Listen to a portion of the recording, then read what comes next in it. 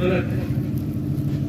میت کا کھانا غریبوں مسکینوں کے لیے ہے یا باہر کے رشتے دار مہمان کھا لیں, یا فاتحہ ہوئی اور کہہ دیا کہ بھئی کوئی کھانا کھا لو سب لوگ, تو کوئی گاؤں والا نہیں کھا لے تو برا نہیں ہے. مگر یہ بیاہ شادی کی طرح دعوتیں کرنا, اہتمام کرنا اسپیشل طور سے, اس کو اعلیٰ حضرت نے بھی سنی علماء نے منع کیا ہے. شاید میت کے موقع پر ضیافت ممنوع ہے.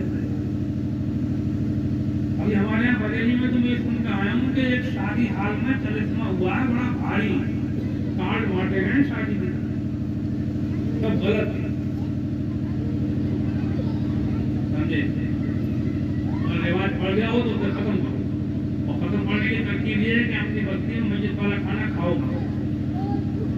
جب کھانا چھوڑ دیں گے لوگ تو کھانا چھوڑنے کا ہمارے ہم بھی نہیں کھاتے ہیں, اپنی بستی میں نہیں کھاتے ہیں میت. کوئی کہتا ہے کہتے ہیں اور کسی موقع کو دعوت کر سکتا ہے. اچھا, ایک مسئلہ یہ عزت کا ہے. شوہر کے مرنے کے بعد بیوی کے اوپر 4 مہینے 10 دن کی عزت ہے. کتنے دن کی؟ 4 مہینے 10 دن. عزت کا مطلب کیا ہے؟ عزت کے 3 مطلب ہیں. پہلا مطلب یہ ہے کوئی عورت اگر شوہر کے مرنے کے بعد میں دوسرا نکاح کرنا چاہتی ہے تو عزت کے بعد تو ہوگا. عزت میں نکاح حرام فضلی ہے. ویسے کچھ جوان عورتیں بیوہ ہو جاتی ہیں, جوان مرد رہ جاتے ہیں بغیر بیوی کے, تو اگر نکاح کرتے ہوں تو نکاح کو برا مت مانا کرو. جو ہنسی بناتے ہیں کہ نکاح کر کے بیٹھ گئے کہ نکاح کر لیا, نکاح اچھی چیز ہے, زنا بری چیز ہے.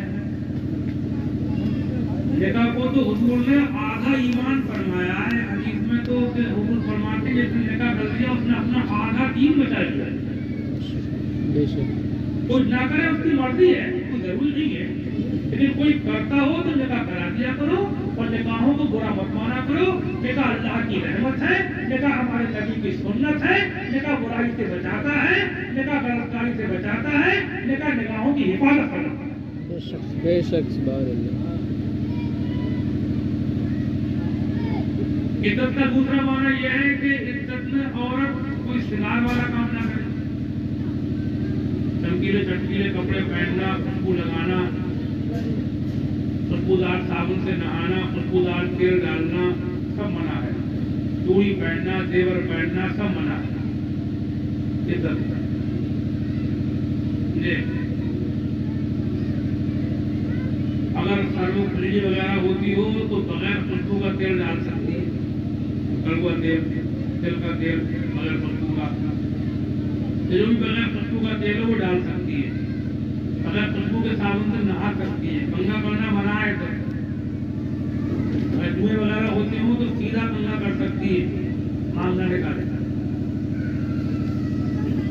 عزت کا ایک مطلب یہ ہے کہ عزت میں عورت گھر میں رہتی تھی شوہر کے ساتھ 4 مہینے 10 دن تک اسی گھر میں رہے, گھر سے باہر نہ نکلے بغیر کسی خاص مجبوری. یہ بہت بڑی مجبوری ہوتی ہے, نہیں سکتی وہ پوچھنا پڑے گا اور مارے گا.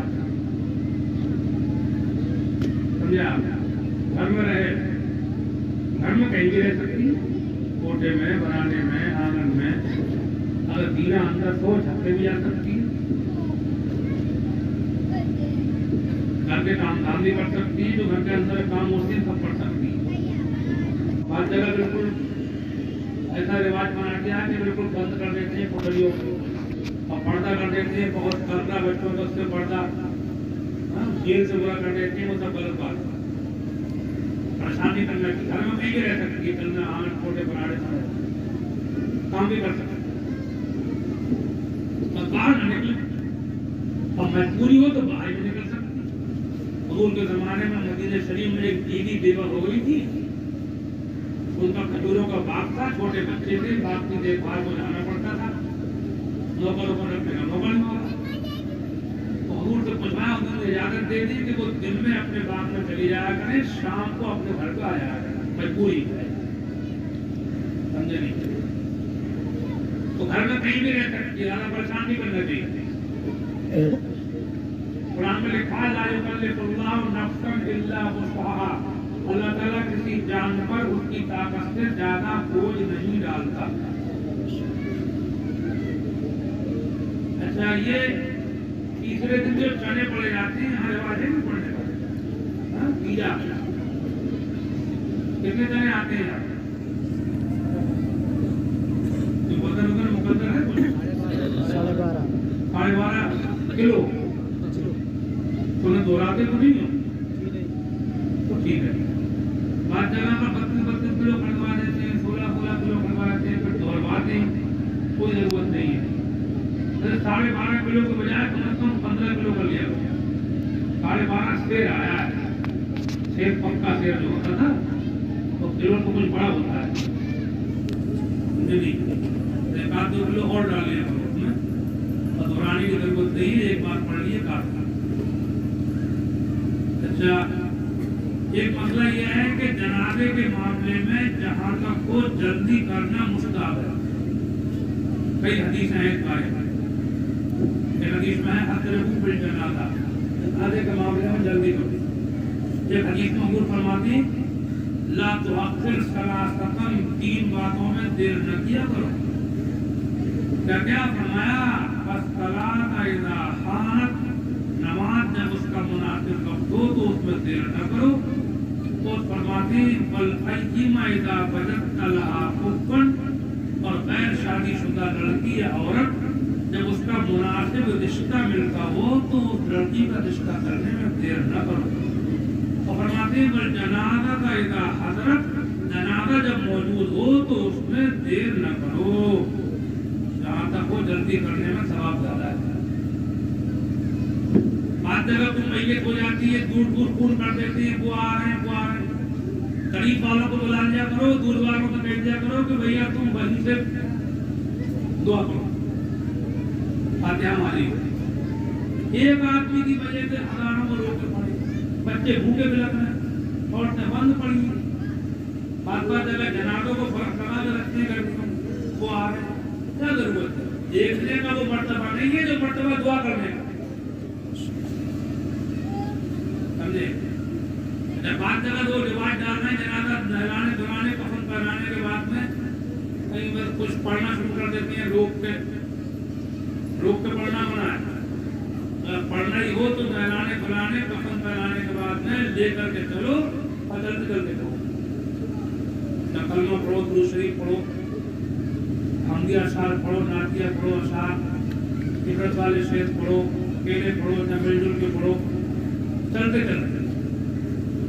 کفن پہنانے کے بعد میں روکنا منع. پڑھنا ہی ہو تو روک کر نہیں بلکہ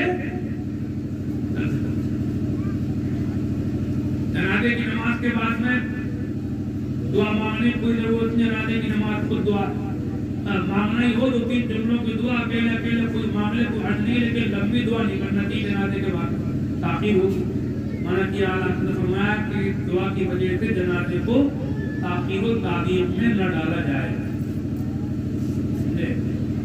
2-3 جملوں کی دعا کو جلدی میں مانگ لے اٹھاؤ جنازے کو جلدی کرو سمجھے نہیں جہاں تک ممکن ہے جلدی کرو. اچھا ایک ضروری بات یہ ہم بتا دیں آپ کو اپنا لوگ سنی مسلمان ہیں اللہ تعالیٰ سنی بنا کر رکھے. سنیوں کے مذہب میں بھی یہ جو ہیں یہ سنیوں کے مذہب میں یہ فاتحائیں جو ہیں 10ویں 20ویں کی بزرگوں کی فاتحائیں یا عرس وغیرہ یہ اس سے مستحب کام ہے فرض و واجب نہیں ہے.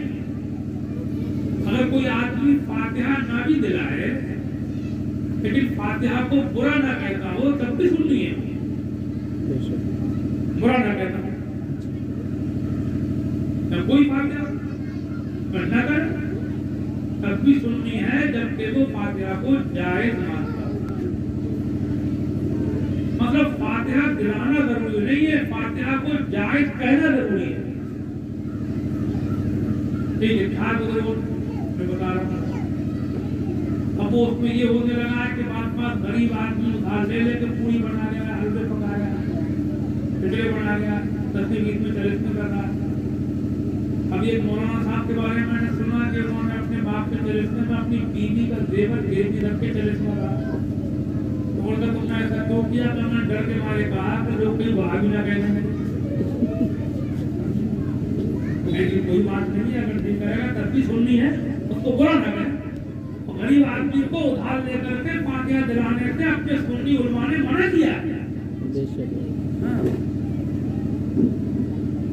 सुन्नी उलमा ने मना किया है उधार लेकर के फातिहा करने से। मौलाना हुए बहुत बड़े, अब से 150 साल पहले सुन्नी आलिम बहुत बड़े मुनादिर मौलाना शाह अब्दुल समी साहब रामपुरी रहमतुल्लाह अलैह, उन्होंने किताब लिखी अनवार फातिहा दर बयान मौलूद फातिहा।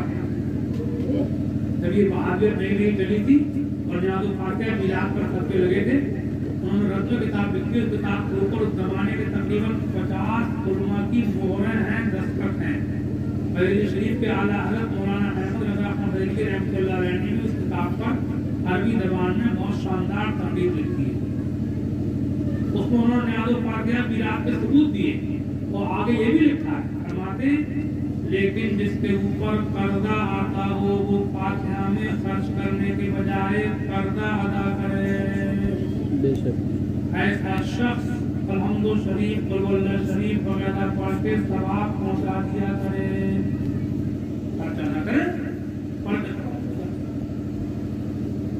और फरमाते और जो वाजिब ख्याल करे उसके, जो वाजिब एतकाद करे उसके हक में मना किया जाएगा कि उसने कायदे दीन को बदल दिया। तो मुस्ताहब है फातिहाएं, ये जितने भी नए काम हैं, सलात पुकारना, कब्र पे अज़ान देना, अंगूठे चूमना, फजर व असर के बाद मुसाफे करना, इन सब का जो रिवाज है ये सिर्फ मुस्ताहब है। इनको कोई बुरा न कहे, नाजायज न कहे, कभी ना भी करे, तब वो सुन्नी। सुन्नी वहाबी का फर्क जो है वो नियाज़ुल फातिहा से नहीं है, वो अकीदे से है। जिसके अकीदे अच्छे हैं वो सुन्नी है, चाहे फातिहा करे चाहे ना करे। और जिसके अकीदे गंदे हैं वो वहाबी है, चाहे पूरा फकीरा खा जाए, वहाबी अकीदा से